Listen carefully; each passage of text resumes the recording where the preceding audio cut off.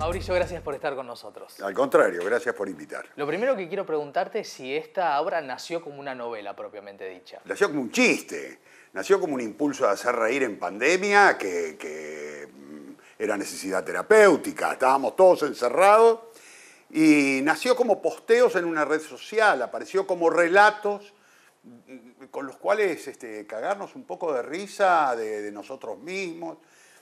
Y el personaje que me venía dando vuelta, pero siempre en un estado de parodia, empezó a tomar cuerpo.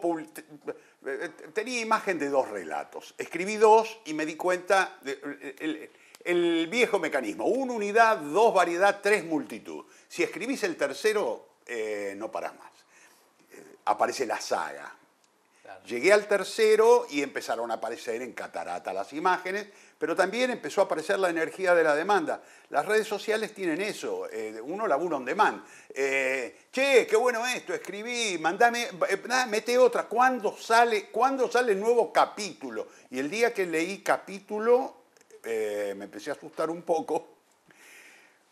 Pero la situación era muy rara en pandemia. Tenías una especie de público cautivo, Maxi. Es decir, estábamos todos cautivos, para decir la realidad, pero además la gente estaba con una disposición de leer en pantalla que normalmente no tiene. Para desgracia de las librerías, con perdón del ámbito sagrado. Pero digo, había algo como todo pasaba por la pantalla. Y salió otro, y otro, y otro, y otro. Y cuando llegué a la 15 me di cuenta que tenía una novela en el viejo formato Las aventuras de. Claro, por entregas. Por entregas. Y también, y a la manera de, qué sé yo, del Quijote. El Quijote, claro. El Lazarillo de Tormes. Claro. Las andanzas del Salo Solo. Las andanzas de Sal. Bueno, es que es así, es Las aventuras del patrullero del amor. Claro. Tengo en cabeza, dando vuelta, algunas más. ¡Epa! Pero técnicamente es tu primera novela, ¿no es cierto? Sí, sí, sí. Digo, no primeros ejercicios de narrativa. No, yo claro. Empecé cuando tenía 20 años escribiendo cuentos. Claro. De hecho, me dediqué a la dramaturgia en el impulso de tratar de poner en valor cierto talento que yo ignoraba y que había descubierto un concurso. Gané un concurso a los 20 años con un cuento. Una editorial muy bolche por entonces, sacaba una revista que se llamaba Hoy en la Cultura, y gané un primer premio con un cuento, mi primer cuento, o al menos el primero que había sido pasado a máquina, porque tenía una novia dactilógrafa, y el primero que leí en letra de molde, digamos, con ese gané un concurso. Bueno, si eso a los 20 años no te pega un empujón, me empujó para el lado de la escritura, pero agarré para la dramaturgia. Eso quedó dando vueltas allí. Ahora, desde hace unos años, siempre aprovechando el soporte de las redes sociales, venía publicando relatos, siempre nacidos de el imaginario, mi imaginario, que es un imaginario teatral, que en algún momento se frustra porque tengo la sensación, esto no va para teatro. ¿Qué hago con esto que no va para teatro? Registrarlo en un relato. Al principio casi como una especie de ayuda a memoria, como un resumen, y después ostentando un poco la pluma. Uno siempre, bueno, uno tiene la mano más o menos verde para la escritura, y empezaron a aparecer algunas cosas un poco más ambiciosas. ¿Y podemos decir que es una novela sobre la soledad? Sin duda, sí, sobre la soledad fundamentalmente. Uno podría decir sobre la edad, digo, la soledad a cierta edad.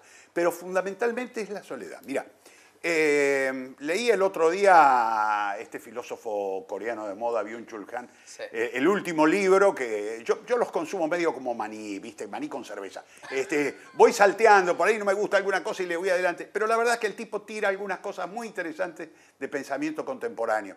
Y él decía algo así, cito de memoria, decía, la depresión es un exceso narcisista. A ver, ¿cómo? La depresión es un exceso narcisista, es decir, uno se mira tanto a uno mismo que se comprime adentro de uno mismo. Un deprimido, la propia palabra depresión contiene la partícula presión, que es compresión también, está comprimido adentro de uno.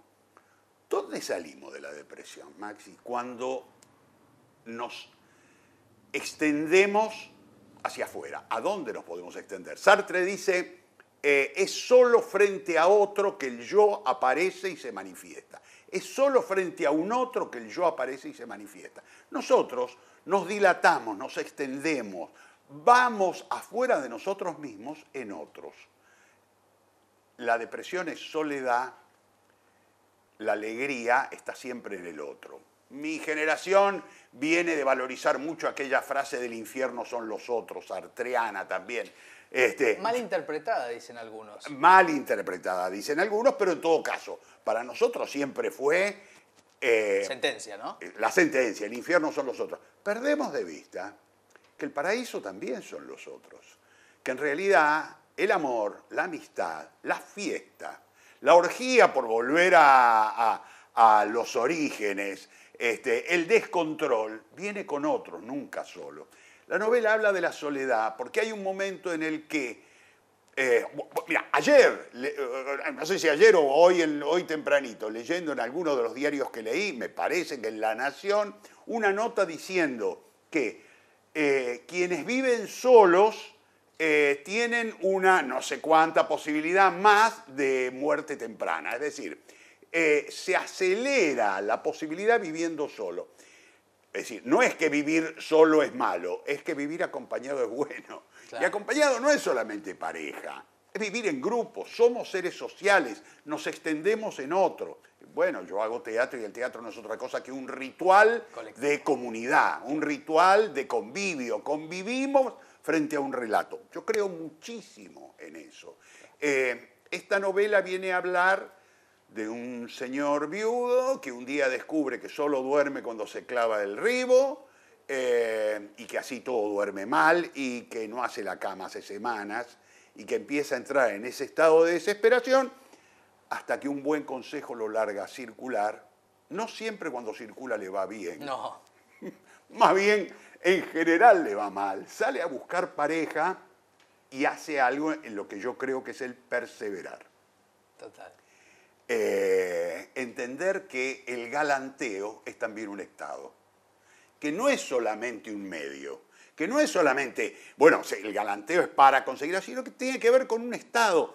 Quiero decir, un estado es, cuando estamos en soledad, estamos en estado de galanteo siempre, no solamente en el caso, digo, de hombre, mujer, hombre, hombre, mujer, mujer, digo, no solamente en la búsqueda del sexo que satisface. También en lo social estamos en estado de galanteo. Siempre estamos buscando el grupo que nos recibe. Y tenemos llaves. Salo tiene una extraordinaria que es la de su humor. Claro, ahí va. Un humor incluso que repite, ¿no? Como medio patético, pero a la vez entrañable. Él mismo dice de mozo de cantina. Sí. Es ese humor del vendedor de mostrador que sabe que si es simpático vende mejor. Entonces, empieza a armar una especie de mecanismo. Mira, el otro día escuchaba una entrevista a este cómico de la colectividad, justamente Moldaski, que él decía que su humor nació en los mostradores, claro, que nació atendiendo negocios. Salo es una especie de Moldaski. Claro.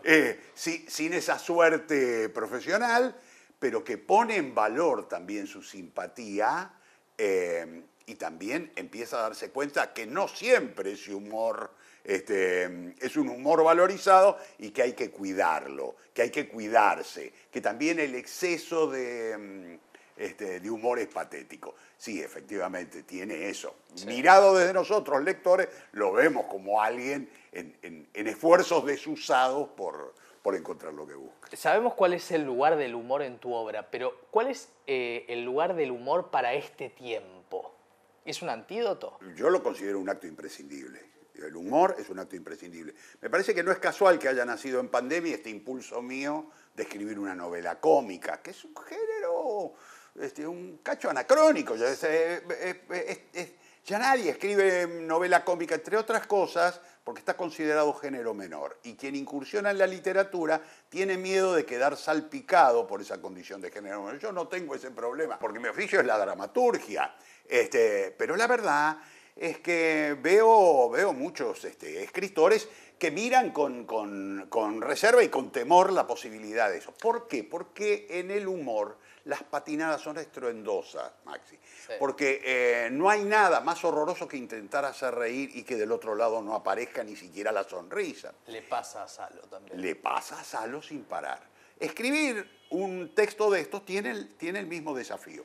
Yo lo hice porque estaba en las redes sociales y tenía rápidamente las caritas de risa que de alguna manera me determinan, che, esto más o menos va por acá. Pero efectivamente es un género difícil. Pero yendo a tu pregunta, sí. El humor, nosotros a veces no nos damos cuenta, es la única manifestación de espectro sonoro que nos sintoniza en comunidad. Claro. La risa solo, fíjate que es una rareza, a veces hay una frase repetida que habla de la rareza, es me reí solo. Alguien dice, vos sabés que me reía solo. La rareza es reírse solo. ¿Por qué? Porque la naturaleza es reírse con el otro. Nos reímos, cada vez nos reímos fuertes porque nos afinamos. La risa es la característica de la fiesta. Afinarse es ponerse afín, es entrar en estado de afinidad. No hay fiesta sin risa, no hay una manifestación sin risa. Necesitamos el sonido que nos afine. ¿Por qué los que participamos de manifestaciones sociales nos afinamos con el bombo? Porque también el bombo nos pone en un ritmo común. Hay algo de una música que nos afina. La risa tiene esa condición. Hasta que uno no entiende esto, a veces la sigue pensando de manera anómala y a veces hasta de manera culpable, claro, naturalmente, que es lo que quiere el sistema. La risa es parte del universo sagrado. ¿Por qué? Porque en lo profano, que es el trabajo, está prohibido reírse. Andá a dejar reír a un tipo que maneja una máquina en una fábrica. Lo cagan a pedo, lo echan. No puede manejar una máquina y reír. O sea, que es una rebeldía. No cabe ninguna duda. La risa es un estado de rebeldía contra la red conceptual. Es una fiesta personal, es una orgía privada en la cual salimos de nuestro estado convencional, que es nuestro estado profano, y entramos en una manifestación sagrada. Estamos tan acostumbrados que no nos damos cuenta. Yo te digo, ahora objetiva a alguien riendo a las carcajadas. Imagínatelo, ese tipo acaba de salir de lo profano, acaba de entrar en un estado profano, sagrado personal. Hay que reírse más. En este tiempo que vivimos, ¿cuál es el rol de lo colectivo en tiempos de individualismo? En cierto lugar de degradación después de haber ocupado un podio, porque no nos olvidemos, yo diría, desde mediados del siglo XX hasta fin del siglo XX, hay un auge de pensamiento social, digo, aparece cierta zona de valorización y también digo, que atraviesa fronteras críticas sin parar y se va transformando, pero hay un peso de lo social valorizado, puesto en un podio, que en los últimos años uno empieza a ver que entra en decadencia. Digo, no es casual, por ejemplo, la aparición en el mundo de ciertas zonas de políticas muy individuales. Aparece, por ejemplo, una derecha que inevitablemente es el pensamiento del individuo, es el individualismo, es el valor de mis derechos, tus derechos terminan donde empiezan mis derechos. Digo, comienza un pensamiento individual. Está en crisis. Pero lo que nosotros no podemos perder de vista es que esto es una dialéctica interminable. Hablábamos hace un rato, antes de empezar con esta nota, de mi obra terrenal. Sí. Mi obra terrenal no es otra cosa que la dialéctica entre el nómade y el sedentario. El sedentario, el que acumula, el que se encierra, el que se deprime. El nómade, el que marcha, el que no acumula porque en el marchar ni siquiera puede cargar demasiado en su vida. El que disfruta, el que va siempre al lugar donde está la alegría y el que se expande. Deprimirse y expandirse son dos formas que corresponden mucho a esto de lo individual y lo social. Lo social expande, lo individual comprime. Cuando te das cuenta, sí, toda e inevitablemente política individual conduce al ribotril. Genial. Ya que nombrabas a Terrenal, ¿en qué lugar, en qué situación están? ¿Cómo andan Caín y Abel? Bueno, en principio entre los pensamientos sociales y los pensamientos individualistas. No hay caso. Pero también en la vida cotidiana, cada uno de nosotros tiene muchos de los dos arquetipos. Digo, todos somos Caín, todos somos Abel. Digo, no hay nadie, salvo alguien que esté en una especie de curioso estado de pureza o de impureza, podría pertenecer a una sola de las categorías. Pero a mí me parece interesante verlo porque yo creo que la felicidad en la vida está en el modo Abel. Que es el socialista, digamos. Bueno, en todo caso, es el que no acumula, el que puede disfrutar de la vida, el que valoriza más el tiempo que el dinero. En todo caso, a mí me parece que pasa fundamentalmente por eso, entender lo que se nos acaba en la vida es el tiempo. Digo, el dinero es simplemente un medio. El gran problema es que el dinero se vuelve un fin. Cuando el dinero se vuelve un fin, la cagaste. La cagaste. ¿Por qué? Porque en ese momento empezás a resignar lo verdaderamente precioso que es el tiempo. El tiempo, por supuesto, pasándola bien. Los dos arquetipos, fíjate una cosa, ¿cómo es el arquetipo de Abel, que en la Biblia es el pastor? Fíjate la iconografía de los pastores. Siempre están tirados abajo de un árbol con un pastito en la boca mirando la majada. ¿Qué quiere decir eso? ¿Qué han hecho? Han acompañado a las vacas o a las ovejas o a los animales a buscar lo verde. Por lo tanto, han ido siempre al lugar donde no hace frío. El otro se quedó cagado de frío guardando la cosecha que acumuló. ¿Ellos qué hicieron? Viajaron hacia donde está el sol, el pasto, y simplemente se recostaron a ver la majada. A mí me parece que esa iconografía es extremadamente elocuente en relación a los modelos. Valoriza el tiempo. Alguien puede tirarse abajo de un árbol a la sombra, masticar un pastito y decir, qué bien la estoy pasando. Mirá, venimos de pasar unos días en Caracas, en el Festival Internacional, y estábamos en un hotel, de esos hoteles de cadenas internacionales extraordinarias. Cada tanto te pasaban un video donde el placer era alguien tirado en una hamaca, simplemente haciendo nada. La iconografía de pasarla bien que te venden las multinacionales, claro, es también eso, pará y pasarla bien. La pregunta es, ¿por qué no intentás pasarla bien al menos un poco más diariamente? Bueno, uno puede decir, porque tengo que pagar las expensas, porque el colegio de los chicos, porque bueno, todos naturalmente lo vivimos.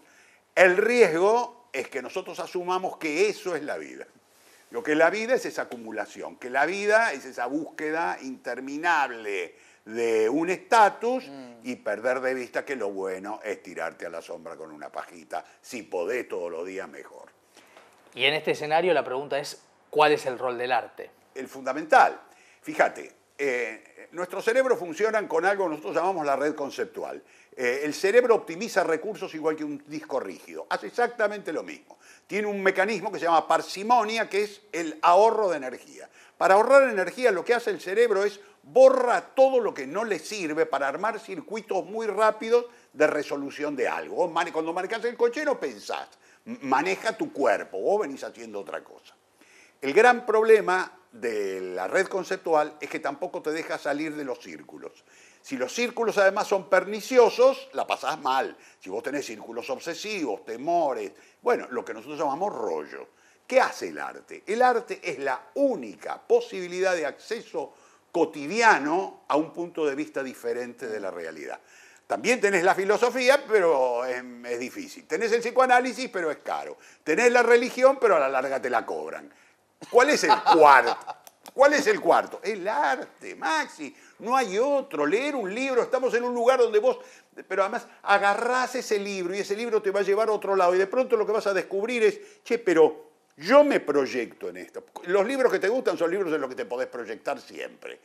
Siempre hay algo tuyo que se ha proyectado. Proyectar es mandar afuera, mandar a otro lugar. ¿Cómo no va a ser el arte el verdadero mecanismo de cambio? A veces, che, pero el arte es capaz de cambiar el mundo.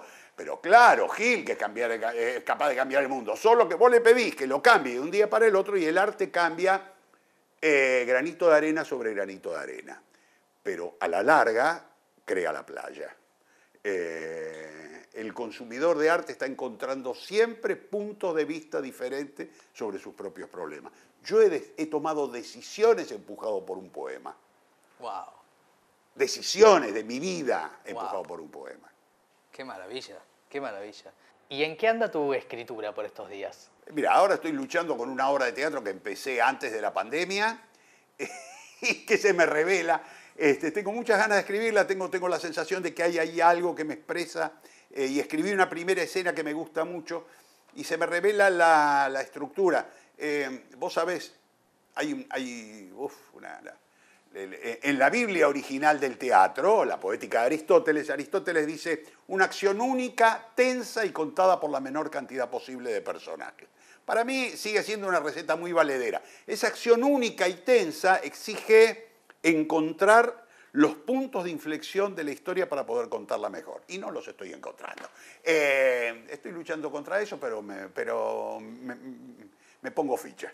Gracias, maestro. Al contrario, gracias a vos y los felicito por este espacio precioso en el que están grabando. Te llamaré viernes. Te llamaré viernes, librería de Belgrano, preciosa.